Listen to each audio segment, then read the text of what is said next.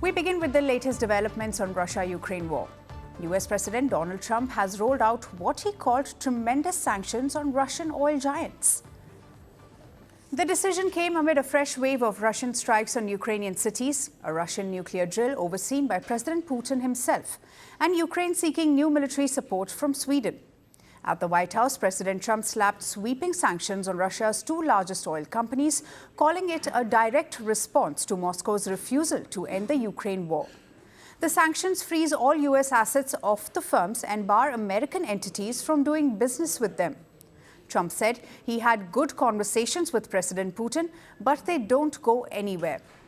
He added he still hopes the measures will be short-lived if peace talks resume. This move follows the collapse for planned Trump-Putin summit in Budapest. It's a very big day in terms of what we're doing. Look, these are tremendous sanctions. These are very big. Those are against their two big oil companies, and we hope that they won't be on for long. We hope that the war will be settled. Well, I think that in terms of honesty, the only thing I can say is every time I speak with Vladimir, I have good conversations, and then they don't go anywhere. They just don't go anywhere.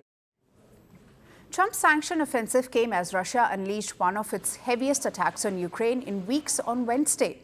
Drones and missiles tore through cities including Kyiv and Kharkiv, killing at least 7 people, 2 of them children. Ukraine said Russian drones also hit a kindergarten in Kharkiv.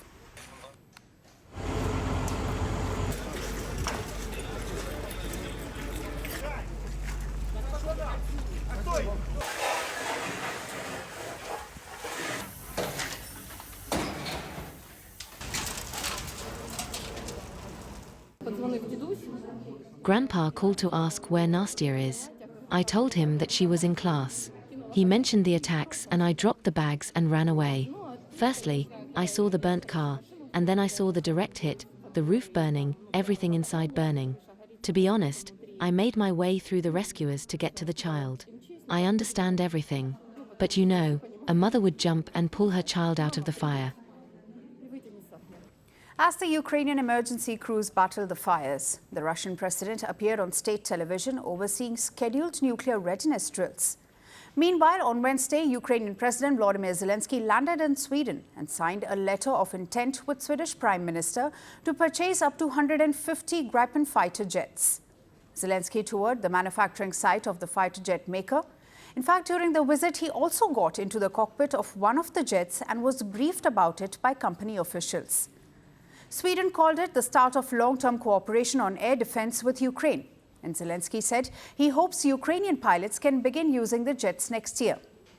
Earlier, Zelensky confirmed that Trump had proposed freezing the conflict along the current front lines.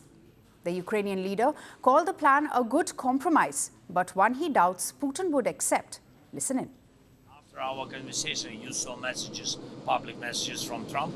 He proposed stay where we stay and begin conversation. I think that was good compromise, but I'm not sure that Putin will support it. And I said it to President.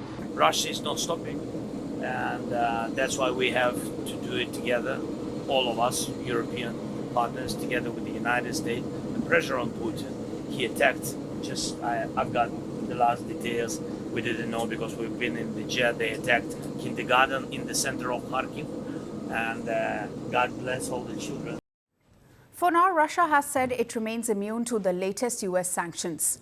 But in a single day, the US tightened its economic screws on Russia.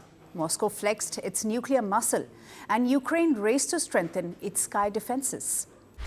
Want the facts? The latest developments? News that gets straight to the point. Well, we've got all 3 just for you. This is Firstpost Live, a brand new show, your window into what really matters. Don't miss it.